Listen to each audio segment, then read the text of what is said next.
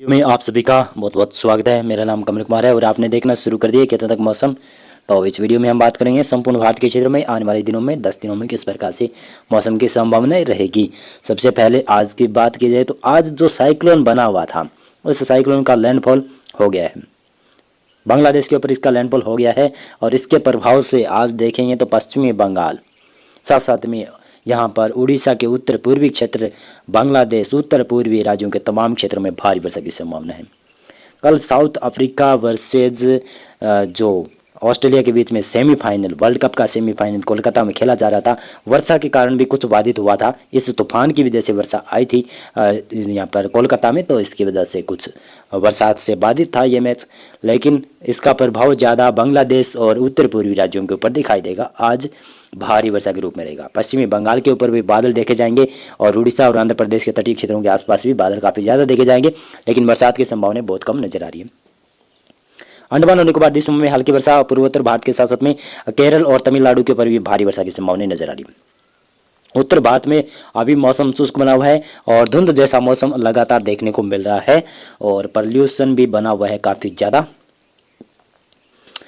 18 नवंबर किस प्रकार से मौसम की संभावना है, तो 18 नवंबर को आप देखेंगे तो उत्तर भारत के ऊपर हल्का पश्चिमी विक्षोभ आने की संभावना बन रही है, जिसका असर गिलगित और कुछ लद्दाख के क्षेत्रों पर दिखाई देगा 18 नवंबर को। लेकिन ज़्यादा क्षेत्रों के ऊपर इसका असर नहीं होगा। राजस्थान, पंजाब, गुजरात, मध्य प्रदेश, उत्तर प्रदेश, हरियाणा, दिल्ली, इन क्षेत्रों में सभी क्षेत्रों में मौसम शुष्क रहेगा। हिमाचल प्रदेश, उत्तराखंड के ऊपर और इधर बिहार, झारखंड और साथ में छत्तीसगढ़ और महाराष्ट्र के क्षेत्र, तेलंगाना के उत्तरी क्षेत्रों तक मौसम शुष्क रहेगा।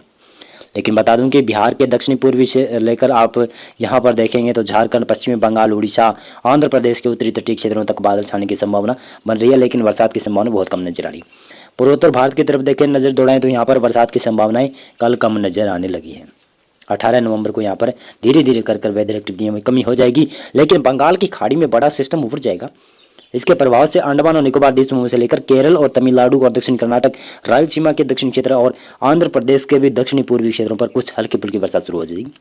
आंध्र प्रदेश के तटीय भागों के ऊपर भी बादलों का निर्माण काफी ज्यादा देखा जाएगा। भारत के उत्तर मध्य भारत के क्षेत्रों में मौसम तमाम क्षेत्रों में शुष्क रहने की संभावना नजर आ रही है। और 19 नवंबर को देखें तो 19 नवंबर को गिलगित और लद्दाख और जम्मू कश्मीर के ऊंचाई वाले क्षेत्र और हिमाचल प्रदेश के भी ऊंचाई वाले क्षेत्रों में स्नोफॉल की गतिविधियां देखी जाएगी।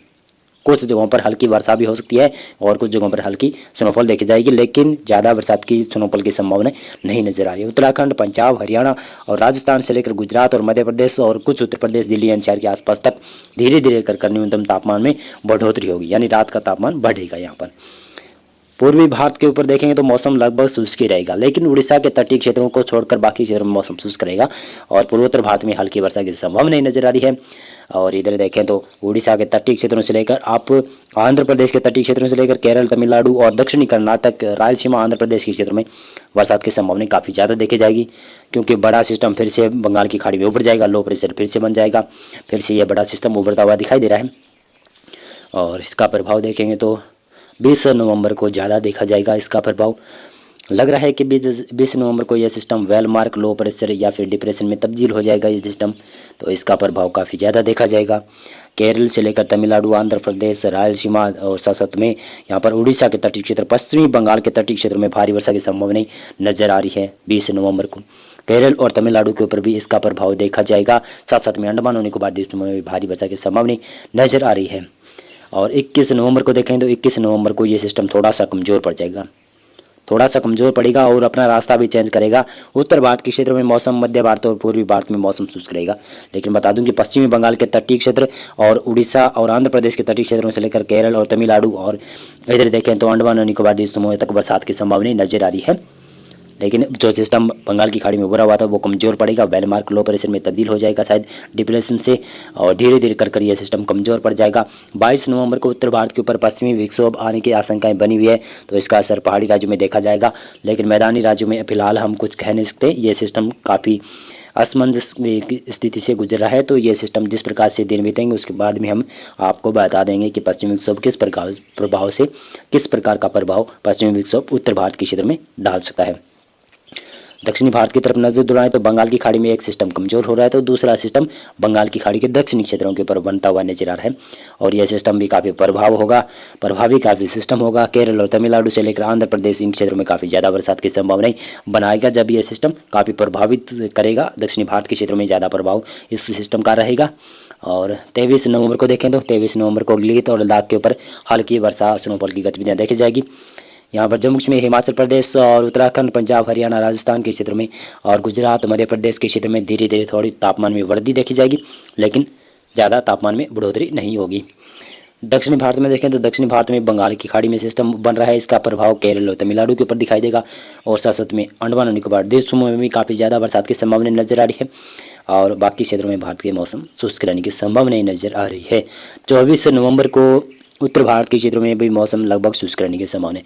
पूर्वोत्तर भारत में भी मौसम शुष्क रहेगा, पूर्वी मध्य भारत के क्षेत्रों में सभी क्षेत्रों में मौसम शुष्क रहेगा। केवल दक्षिणी भारत में केरल और तमिलनाडु के ऊपर पूर्वोत्तर मानसून की वजह से काफ़ी ज़्यादा भारी वर्षा की संभावना रहेगी, और बंगाल की खाड़ी में लो प्रेशर बनेगा, इसका प्रभाव भी काफ़ी ज़्यादा देखा जाएगा। तो इस प्रभाव से केरल और तमिलनाडु में भारी वर्षा की संभावना रहेगी। आंध्र प्रदेश के भी तटीय क्षेत्रों में भारी वर्षा होने की संभावना बनती हुई नजर आ रही है। 25 नवंबर को देखेंगे तो उत्तर भारत में पश्चिमी विक्षोभ का असर देखा जाएगा। इसकी वजह से शायद लग रहा है कि पंजाब, हरियाणा और उत्तर प्रदेश के कई भाग, कुछ राजस्थान के क्षेत्रों में और कुछ मध्य प्रदेश के पश्चिमी और गुजरात के पूर्वी क्षेत्र और उत्तरी महाराष्ट्र के क्षेत्रों से लेकर आप हिमाचल प्रदेश और जम्मू कश्मीर, गिलगित, लद्दाख, उत्तराखंड के आसपास के भागों के ऊपर बादल देखे जाएंगे। कुछ जगहों पर पोस्ट मानसून की वर्षा देखी जा सकती है।